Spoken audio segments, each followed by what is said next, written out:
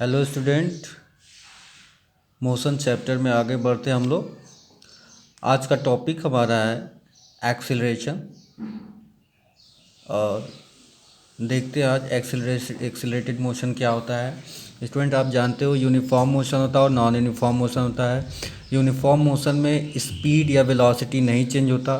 ध्यान दीजिएगा, जब भी मैं स्पीड या वेलोसिटी कहूँगा बात एक ही होगी, क्योंकि हम लोग मोशन किस में पढ़ रहे हैं, स्ट्रेट लाइन में पढ़ रहे हैं, स्ट्रेट लाइन में पढ़ रहे हैं। अब बात करते हैं कि अगर नॉन यूनिफॉर्म मोशन हो रहा है तो उसको हम एक्सेलरेटेड मोशन कहेंगे। एक्सेलरेटेड मोशन मीन्स वेलोसिटी जो होगी वो चेंज होगी टाइम के साथ, either it is increases either it will decreases. Okay student, तो ऐसे मोशन को क्या कहते हैं, एक्सेलरेटेड मोशन कहते हैं। चलिए एक एग्जांपल लेते हैं। सपोज करते हैं कोई ऑब्जेक्ट यहाँ से मोशन स्टार्ट कर रहा है और एक टाइम पे हमने देखा वेलोसिटी v1 है, और इसके बाद टी टाइम के बाद, ये नहीं टाइम इंटरवल टी में, वो वेलोसिटी v2 हो जा रही है। और इसमें उसने x डिस्प्लेसमेंट, ध्यान दीजिए x डिस्प्लेसमेंट। देखिए स्टूडेंट, ऑब्जेक्ट का पोजीशन और टाइम दोनों ही चेंज होता रहता है। पोजीशन यदि चेंज नहीं भी हो रहा है तो टाइम हमेशा चलता रहता है। अब देखते हैं, यहाँ से यहाँ तक वेलोसिटी v1 से v2 होने में उसने x डिस्टेंस कवर किया और इसमें टाइम कितना लगा, t। अब अगर आप वेलोसिटी में चेंज निकालना चाह रहे हैं कि वेलोसिटी किस रेट से चेंज हो रही है, किस रेट से चेंज हो रही है, तो सबसे पहले जो चेंज इन वेलोसिटी आप निकालेंगे तो वो हो जाएगा फाइनल वेलोसिटी यानी v2 और इनिशियल वेलोसिटी v1 का डिफरेंस। तो change in velocity v2 minus v1। अब ये वेलोसिटी का जो चेंज हो रहा है वो t सेकेंड में हो रहा है। In t second velocity will be changes from v1 to v2। अगर t सेकेंड में velocity v2 minus v1 change हो रहा है तो एक सेकेंड में, क्योंकि हम लोग फिजिक्स में जब भी कोई डेफिनेशन बनाते हैं तो हमेशा पर सेकेंड की बात करते हैं, या जो भी डिनोमिनेटर में होता है एक की बात करते हैं।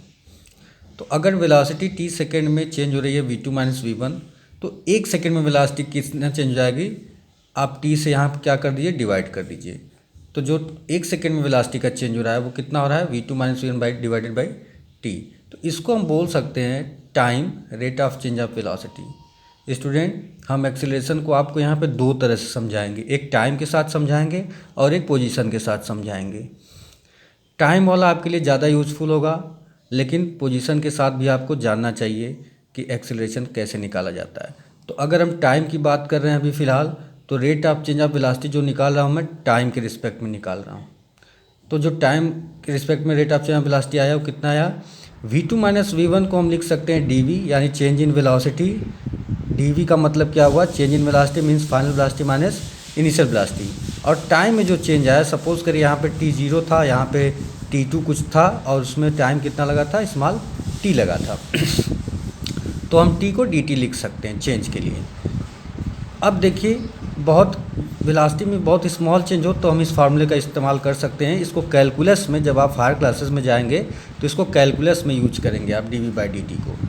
dv क्या बता रहा है, चेंज इन वेलोसिटी, और dt क्या बता रहा है, चेंज इन टाइम। तो आप ये जो टाइम वेलोसिटी चेंज हो रहा है पर यूनिट टाइम में, इसी को क्या कहा जाता है, एक्सीलरेशन कहा जाता है। Rate of change of velocity is called acceleration. चलिए, ये तो मैंने आपको बताया कि वेलोसिटी टाइम के रिस्पेक्ट में कैसे चेंज हो रहा है। अगर मैं वेलोसिटी का चेंज निकालूं पोजीशन के रिस्पेक्ट में, तो देखिए इसको कैसे कैलकुलेट करेंगे हम लोग।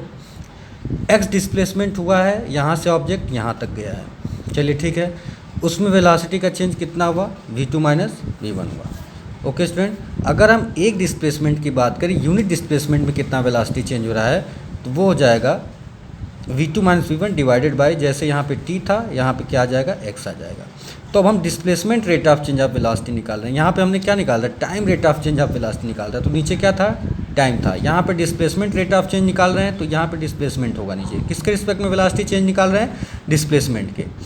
अब फिर से देखिए, यहाँ पे फार्मूला जो v2 माइनस v1 है और x है, तो x को dx लिख सकते हैं स्मॉल वैल्यू के लिए, और v2 माइनस v1 को dv लिख सकते हैं। चेंज भी बताता है, और बहुत ही स्मॉल चेंज के लिए इस फार्मूले का इस्तेमाल किया जाता है। तो अब हम इस पोजीशन में पहुँच गए हैं कि हम एक्सीलरेशन को डिफाइन कर सकते हैं। अब आप एक्सीलरेटेड मोशन पढ़ रहे हो तो एक्सीलरेशन आएगा इसमें। Rate of change of velocity कैसे निकालते हो आप चेंज इन वेलोसिटी, वही v2 माइनस v1 से, और उस बीच में जितना भी टाइम लगा है, जो भी टाइम इंटरवल है, यानी v1 से वेलोसिटी v2 होने में जितना टाइम लगा है उस टाइम से अगर आप डिवाइड कर लेंगे तो आपको एक्सेलरेशन पता चल जाएगा। तो time rate of change of velocity is called acceleration, इसका डेफिनेशन हुआ। अब आते हैं कि क्या एक्सेलरेशन वेक्टर क्वांटिटी? जी हाँ, बिल्कुल, एक्सेलरेशन वेक्टर क्वांटिटी है। वेलोसिटी है, वेलोसिटी खुद वेक्टर क्वांटिटी होती है, टाइम स्केलर है। तो आप इसको जब भी वेक्टर के फॉर्म में लिखेंगे, मैं पहले स्केलर और वेक्टर वाले लेक्चर में बता चुका हूँ कि जब भी वेक्टर फॉर्म में लिखना होता है किसी भी क्वांटिटी, फिजिकल क्वांटिटी को, तो उसके ऊपर एक एरो लगा देते हैं, स्केलर पे नहीं लगाते हैं, जिससे हम ये जान पाते हैं कि हाँ ये वेक्टर क्वांटिटी है और ये स्केलर क्वांटिटी है। तो आप v2 माइनस v1 पे वेक्टर लगा सकते हैं, ये क्या हो जाएगा D vector by D T. तो ये एक्सेलरेशन का फार्मूला हो गया आपका, rate of change of velocity is called acceleration. अब यूनिट देखते हैं कैसे निकालेंगे इसका। वेलोसिटी का यूनिट होता है मीटर पर सेकेंड, पहले ही आप पढ़ चुके हैं स्पीड और वेलोसिटी। यहाँ पे टाइम से डिवीज़न है, तो टाइम का यूनिट होता है सेकेंड, हम पहले ही सेकेंड को ऊपर ले जा चुके हैं, तो जो सेकेंड होगा वो कितना हो जाएगा, सेकेंड पे -1। जब भी नीचे से पावर 1 ऊपर जाती है बेटा तो वो -1 हो जाता है। अब इसको मल्टीप्लाई कर लेंगे तो मीटर पर सेकेंड स्क्वायर, यानी एक्सेलरेशन की यूनिट क्या हो गई, मीटर पर सेकेंड स्क्वायर। स्टूडेंट डायमेंशन निकालेंगे। डायमेंशन जब आप जानते हैं कि मीटर जो लेंथ है उसको L से डिनोट करते हैं और टाइम को T से, पर यहाँ पर टाइम की पावर कितनी है, L पे 1 है, 1 शो करना ज़रूरी नहीं होता, और S पे कितना है, -2 है। S क्या है, सेकेंड है, टाइम को तो टाइम कैपिटल T से डायमेंशन में डिनोट करते हैं, पावर कितनी है, -2 है, तो यहाँ पर ये -2 हो जाएगा। और ये डायमेंशनल फार्मूला हो गया किसका, एक्सेलरेशन का। आप हायर क्लासेस में जाएंगे तो ये सब आपको इस्तेमाल करना पड़ेगा।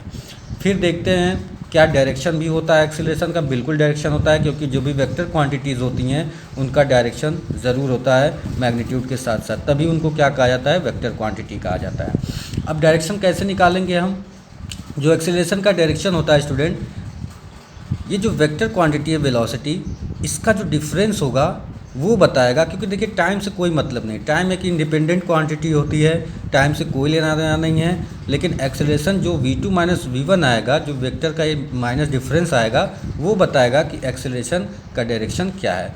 हो सकता है v2 माइनस v1 के डायरेक्शन में हो, या हो सकता है नहीं भी हो उस डायरेक्शन में, दोनों चीज़ पॉसिबल है।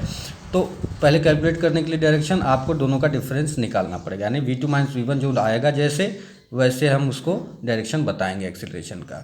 ओके स्टूडेंट, साइन कैसे लगाएंगे, साइन तो लगाना ही पड़ेगा वेक्टर क्वांटिटी एक्सेलरेशन का। तो आप साइन कैसे देंगे, क्या साइन, प्लस माइनस दोनों ही आएंगे क्योंकि वेक्टर क्वांटिटी है।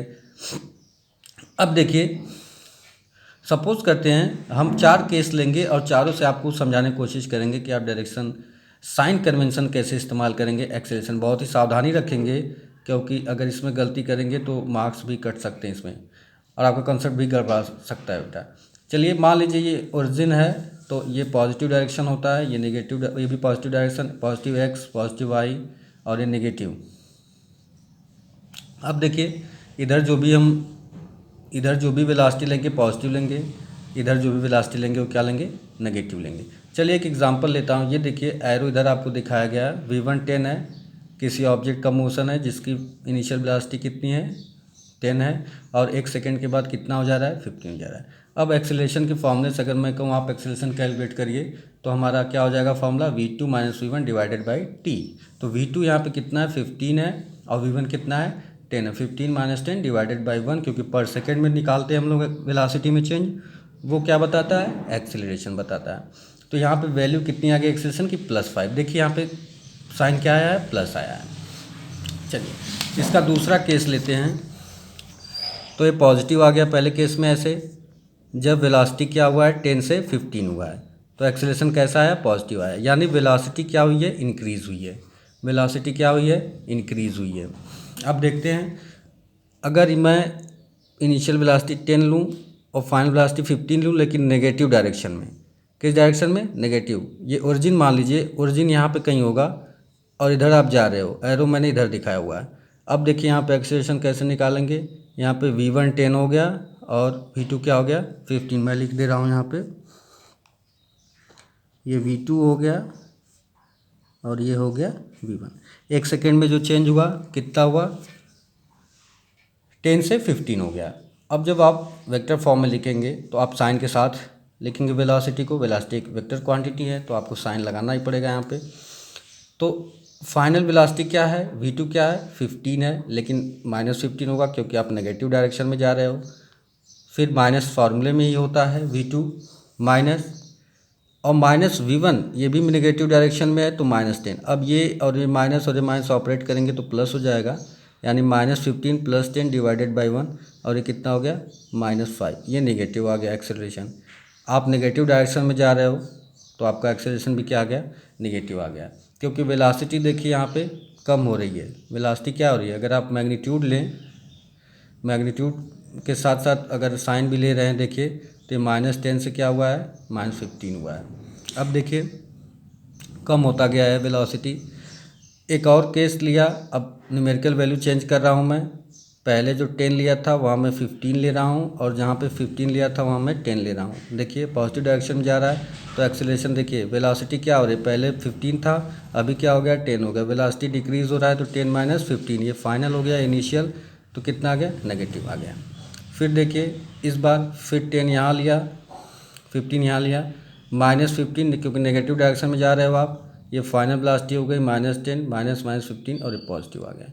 ये देखिए यहाँ ऐसा इसलिए हुआ कि वेलोसिटी देखिए बढ़ा है, ये -15 था और ये -10 है, और आप जानते हैं -10 -15 से क्या है बढ़ा। तो एक्सेलरेशन आप इस तरह से निकाल सकते हो। अब देखिए कंपेयर करते हैं चारों वैल्यूज़ को। देखिए जब भी वेलोसिटी बढ़ी है तो एक्सेलरेशन पॉजिटिव आया, जब भी वेलोसिटी कम हुई है एक्सेलरेशन नेगेटिव हुआ है। इसी टर्म में एक रिटार्डेशन वर्ड भी इस्तेमाल किया जाता है कई बार, हालांकि ज़्यादा मीनिंगफुल भी है ये। तो रिटार्डेशन आप कैसे बताएंगे, ध्यान दीजिए, आप इस नेगेटिव और पॉजिटिव पे नहीं जाएंगे, आप ये देखेंगे कि स्पीड डिक्रीज़ हो रहा है कि इंक्रीज़ हो रहा है। आप ये देखेंगे कि स्पीड डिक्रीज़ हो रहा है कि इंक्रीज़ हो रहा है। अगर स्पीड डिक्रीज़ हुआ, अगर स्पीड डिक्रीज़ हुआ, ध्यान दीजिए मैं वेलोसिटी नहीं कह रहा हूँ, मैं स्पीड का नाम ले रहा हूँ। डायरेक्शन आपको नेगेटिव पॉजिटिव छोड़ दीजिए। अगर स्पीड डिक्रीज़ होता है तो वहाँ पे क्या होगा, डेफिनेटली रिटार्डेशन होगा, और अगर स्पीड इंक्रीज़ हो रहा है तो एक्सीलरेशन। ये चीज़ ध्यान रखेंगे आप। इस केस में ही देख लीजिए, आपका स्पीड देखिए क्या हो रहा है, स्पीड देखिए 15 से 10, तो ये क्या हुआ, स्पीड घट रहा है, लेकिन देखिए पॉजिटिव आया। तो इस चीज़ से आप कंफ्यूज नहीं होंगे कि रिटार्डेशन में आप नेगेटिव ही दिखाने लगेंगे, ये ज़रूरी नहीं है। देखिए यहाँ पे स्पीड की बात करिए, वेलोसिटी छोड़ दीजिए अगर, यानी साइन यहाँ पे हटा दीजिए आप, तो 15 से क्या हुआ 10 हुआ, तो स्पीड क्या हुआ है, डिक्रीज़ हुआ है, लेकिन देखिए पॉजिटिव आया एक्सेलरेशन। तो वो तो डायरेक्शन पे डिपेंड करेगा।